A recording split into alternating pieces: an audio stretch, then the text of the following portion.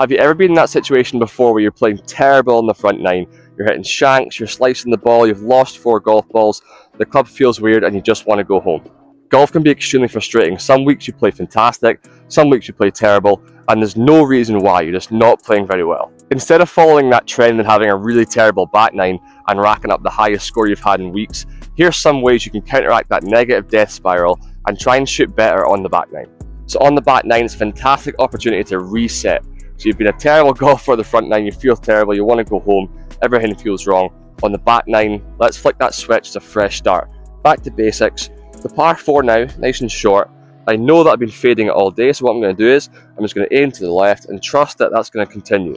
If I try and absolutely smack my driver out of frustration because I've had a really poor front nine, what's going to happen? I'm going to slice it over there. So nice and smooth, back to basics, middle of the face, try and get it on the fairway, but mindset is now fresh start. That's a beauty. Really nice, centre of the face, nice smooth swing. So I've hit a really good tee shot in this short par 4. I'm actually pin high-ish, but this is the last place you want to be if you're not playing very well. Trying to get it over the bunker, that negative mindset that you had in the front nine kicks in and you go, oh man, I really don't want to thin it into this bunker. But ignore this bunker, it shouldn't even be in the question. I'm trying to hit a little scoop shot here, nice and easy chip, landing it on the green. The pin is actually more towards the back. I've actually got like 10-15 yards to play with, maybe like 20 feet. So what I'm trying to do is I hit a normal shot, trying to ignore that bunker. I've hit a really nice drive there, so let's capitalize. Okay, nice shot, slow down. Okay, it's ran on a little bit, but that should be a 2-putt for a nice start on the back nine. Okay, so I overhit it a little bit just to favour the back of the green. I actually didn't read the green overly well. The pin's in the centre, so I thought it was at the back, so I kind of clipped it a bit further than I should. But in this situation here, I'm not thinking about the hole.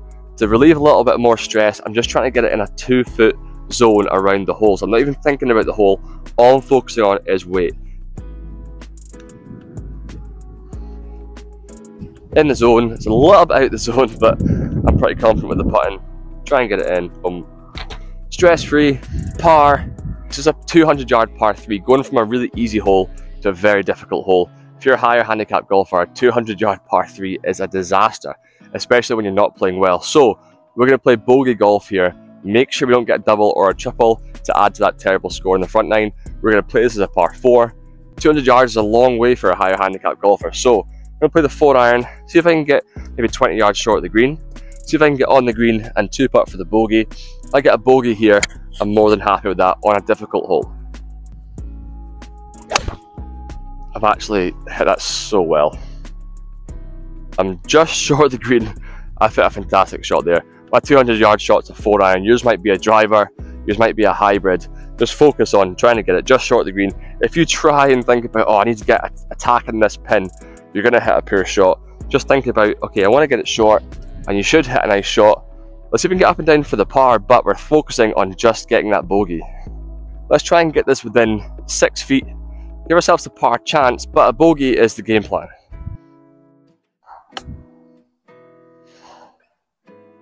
Lovely. Okay, so we've got a chance for the par, but the game plan has worked. We played 2 simple shots and we found ourselves in a great position. Just read it wrong, but in for the bogey. Game plan has worked. We've started with a par and a bogey. Really good start to the back nine. Okay, so we've got another 200-yard par 3 here. Again, it's easy for your mind when you're not playing very well. Jump straight to the negative. So I'm thinking to myself, 200 yards again with a par 3. It's a really narrow green. There's trees everywhere. If I go in that tree there, I'm going to be screwed. If I go to the left, it's going to be OB. But understand how big the green actually is. It's like a 60-yard long green. The biggest part of the green is on the left-hand side, so I'm going to aim for that part. It's a very, very difficult par 3, so I'm playing it like a par 4. If I play it like a par 3, I'm going to be too aggressive, end up losing the ball and racking the score up. So par 4, try and get a bogey here. If I get a par, fantastic, but bogey is the game plan. Such a good strike again. Yeah, oh, it's a terrible kick. I think we're just short, took a really bad kick, but let's go and see what's going on. Hey guys, if you watched this far, thank you so much for watching. If you haven't already, please make sure you go and leave a like, so go and do that right now. It helps my channel grow. And if you haven't already, go and subscribe to the channel. There's break 80, break 90, golf mental game, but also loads in the pipeline. So make sure you don't miss out, but let's get back into the video. Played it short. We're actually in a bit of a tough spot, but it's a lot easier than you think. We've got this lip here, so if we hit anything other than a 56 degree, it's going to hit this banking and just stop here. So 56 degree, front of the stance. We've got to give this as much loft as possible, but it's still a normal shot. So all we're going to do is put the ball at the front of our stance, open the face a little bit in a 56, and just hit a nice, easy, normal chip shot, and it should pop up nice and easy. I'm trying to land it maybe between the fringe and the flag, and it should run out a little bit. But again, you're thinking here, oh, I've got to scoop this and lift it up in the air. You'll end up thinning it into the field. So make sure you understand that the loft is all you need here. You don't have to try and scoop it in the air. So front of the stance, open 56 degree, and we have loads of loft here, and we're just hitting an easy, normal chip shot. Don't think about that banking. See? So just pop it up. It's going to nestle into the hole. It's not a gimme, but okay, so once again, we played a par 3 as a par 4 because it's very difficult. If we get the bogey, that's absolutely fine, but we're giving ourselves a nice chance at the par. If we get the par, I'm going to be ecstatic, but I'm not allowing myself to get doubles and triples like the front 9 and allow myself to get into that spiral of negativity again. Let's go. Now, after a terrible front 9, we've started par, bogey, par, and we played nice, easy golf, so I'm feeling good going into the 4th hole. So usually if you've had a really bad front 9, you're trying to chase your score, so you're thinking to yourself, on this par 5 now, I've got to get it on the green in 2 shots to try and get an eagle or a birdie.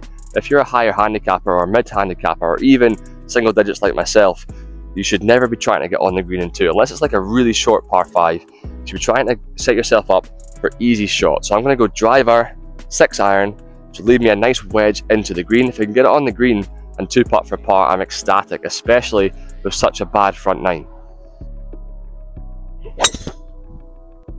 Oh, hooked it a little bit. We've missed the fairway, but we're still going to hit a 6 iron and try and give ourselves a chance at a wedge onto the green. We're sitting in the rough here. We've got 230 in the green. At this point in your head, you'll think, oh, I could maybe muscle a 3-wood and try and get on the green.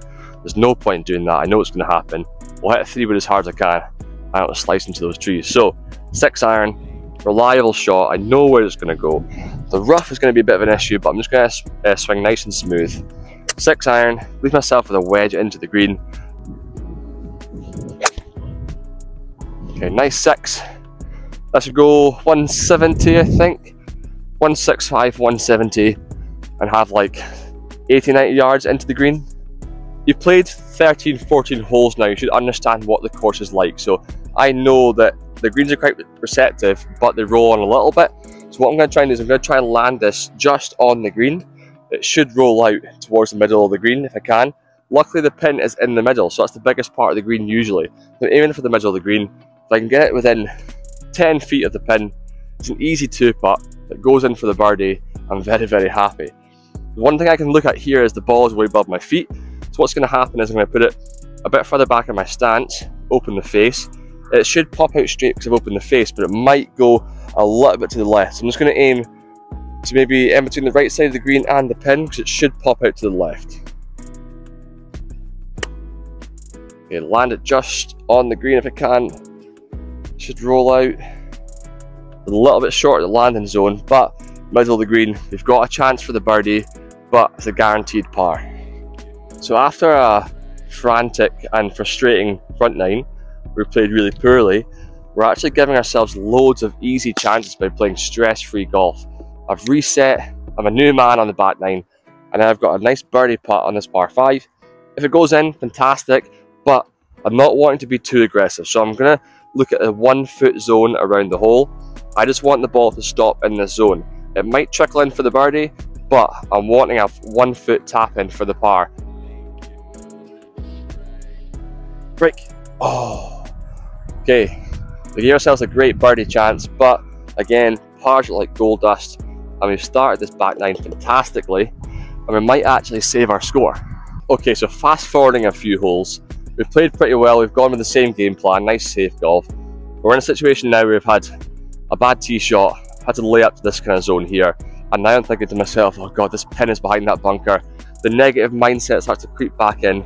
But what I'm going to do is I'm going to bail out a little bit, but allow myself to be as safe as possible. If I aim for the pin here and I end up hitting a bad shot, it might go in the bunker, and I might have 1 or 2 shots out the bunker, and it might mean that I'm going to add a double or a triple onto my scorecard after playing so well on the back 9. So what can I do in this situation? I'm not going to allow myself to bring that bunker into play, so I'm going to aim to the right of it. If I get it on the right side of the green, that should be another easy 2-putt. So let's keep that nice positive mindset, but we're being safe at the same time. I've actually pulled a little bit, but because I aimed to that right side, we've now got a decent putt at the par. So similar to the last shot, potentially you have low confidence. I know from this sort of situation, a lot of people hate these sort of chips because they require a little bit of finesse to get it over this bit, but to give yourself a nice chance. To reduce the errors, what we're going to do is we're going to keep the ball as close to the ground as possible. To do that, we're going to use a lower lofted club. I've got a 9-iron in my hand. I'm going to put the ball to the back of my stance, and what to do is, a lot of people chunk or thin their chips because they hit the leading edge or they dig their club into the ground. We're going to lift the club in the air, and by doing that we're taking the leading edge out of contention. We're just going to bump it over this little bit of hairy grass towards the hole. Okay, and now we're nice and close. Not put it high in the air. If I had little confidence there and tried to hit a chip shot, I'd probably chunk it or thin it. But to reduce that error, I'm not playing very well, I'm trying to reduce the errors all the time. What can I do to save my score? Don't try and hit a flop shot or a high spinner when you're low on confidence, because everything can go wrong. Okay, the 18th hole, got a really poor front 9, you've managed to pull it back a little bit, your score's still not great. How many times in the 18th hole have you got a double or a triple and just destroyed your scorecard and everything you worked hard for? I remember when I was a mid or higher handicapper, I would always finish really poorly on the 18th hole because I would just whack a driver, just thinking it's over, kind of wanting the round to end. But it's really important you focus all the way to the end. This is a short-ish par 4, about 300 yards, but what I'm going to do is I'm going to try my absolute best to keep this ball in play. I'm not allowing myself to get a double or a triple on the scorecard, and the way I do that is to find the middle of the fairway. I'm going to use a 4-iron, goes about 190, 200 yards, middle of the fairway. From there, might take 2 shots, might take 1 shot, try and get on the green in 2 or 3, and an easy, simple final hole. I'm not allowing myself to have a really poor finish after playing so well on the back 9. Okay, a bit chunky, but we're nice and safe. Let's see if we can get on the green from there. If we get a bit short, it's all good. Again, a pretty simple finishing hole, but many times I've put this ball into those trees there, lost it, ended up getting a double on a very, very easy hole. So even for the middle of the green, lucky for me again, the pin is actually middle of the green, again the largest part usually. So I'm going for the middle of the green, not trying anything fancy, just nice easy shot.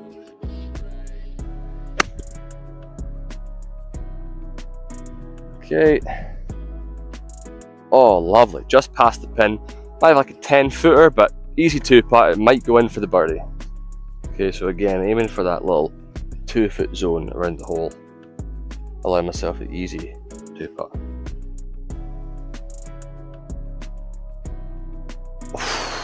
Stress-free in that zone again. So we're going from a terrible front 9 to an okay back 9. We managed to save our score a little bit. Our handicap isn't going to go up too much. A nice stress-free back 9 with simple strategies. Hopefully you enjoyed this video. If you did, please make sure you leave a like, subscribe to the channel. There's videos on the screen right now. Go and click them for me. Thanks for watching.